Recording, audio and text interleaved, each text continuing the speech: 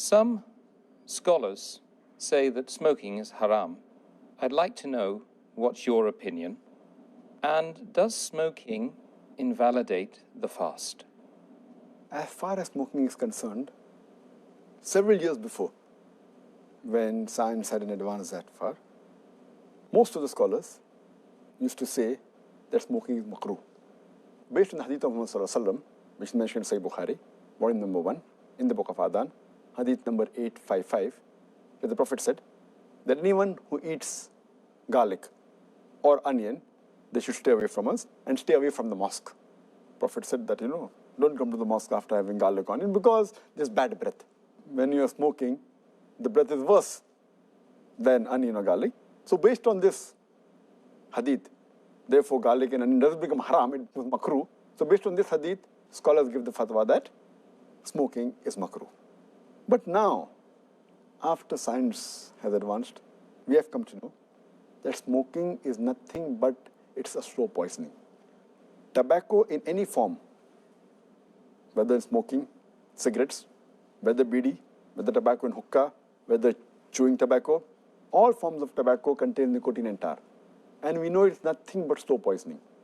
That is the reason most of the non-Muslims also, they agree that smoking is haram. Not only the Muslim world, even the non-Muslim. That's the reason they put a statutory warning on the cigarette packs. They put a statutory warning saying cigarette smoking is injurious to health. Or in some countries, it mentioned general surgeon's warning or surgeon general's warning. Smoking is injurious to health.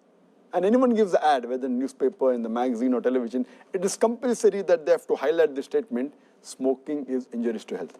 So I'm not talking about the Muslim world. Even the non-Muslim world agrees that smoking is nothing but slow poisoning. And today, according to statistics, the World Health Organization says that every year, more than 4 million people die only because of smoking.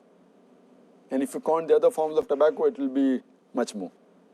And today, medical science tells us, and even I had learned when I was doing my medicine in the medical college, that more than 90% of the lung cancer deaths are only due to smoking, whether cigarette or bidi or whatever it is. 25% of the cardiovascular deaths are only because of smoking. 70 to 75% of bronchitis and related deaths are only because of smoking. Smoking is nothing but slow poisoning. It blackens your lips, blackens your gums, your fingertips. It damages your lips. It damages your esophagus. It damages your stomach. And it can cause constipation. It can cause loss of appetite. It can cause loss of libido. Your sexual power gets suppressed.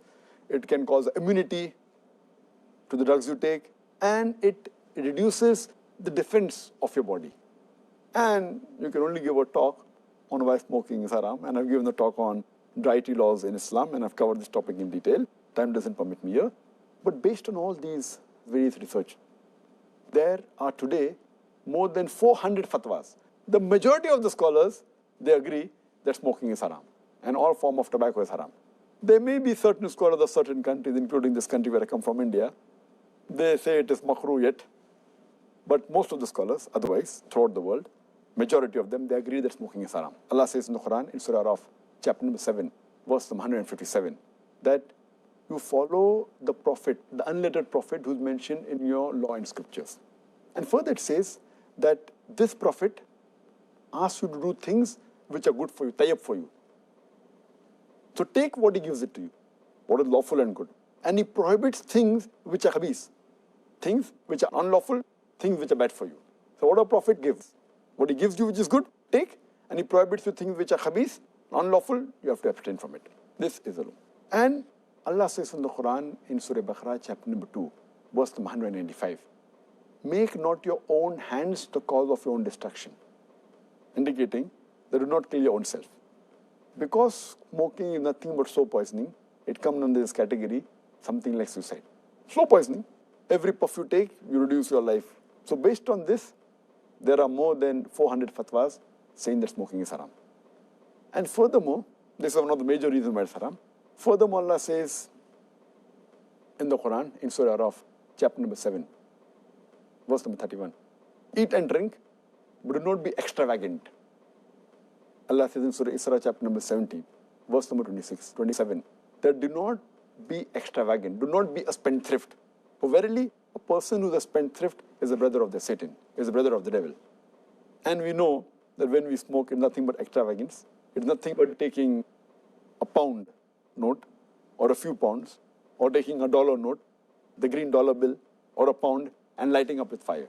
When we smoke, when we light the cigarette, it's nothing but burning money, whether it be rupees, whether it be dollars, whether it be pounds, whether it be riyals. It's nothing but extravagance, which is haram in Islam.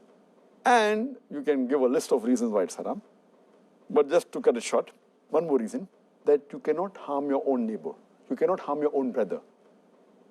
And in smoking, when you exhale out the smoke, it causes more damage to your neighbor.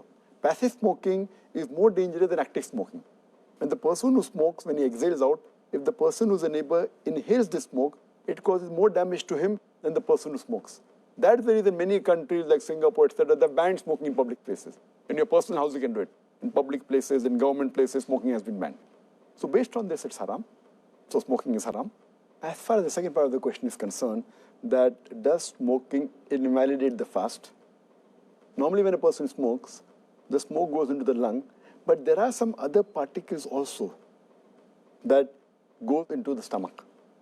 So when we smoke, besides the smoke going into the lungs, it also goes into the stomach, and there are some particles, there are some residual things. So all the scholars unanimously agree that smoking does break the fast. It invalidates the fast. So when you're smoking, besides a person breaking the fast, he's even doing a sin, and that reduces the reward. And many people who are chain smokers, they don't smoke during fasting, but the moment the fast ends, after iftar, they take puffs and they keep on smoking the full night. And astaghfirullah, this again defeats the purpose of fasting, increasing our taqwa. And if a person can abstain from dawn to dusk, from the beginning of dawn to sunset, very well he can abstain from smoking from the cradle to the grave. So it's my advice, the chain smoker, Ramadan is a very good time where they can really stop smoking, and that will be a permanent part in their life, inshallah, for the future.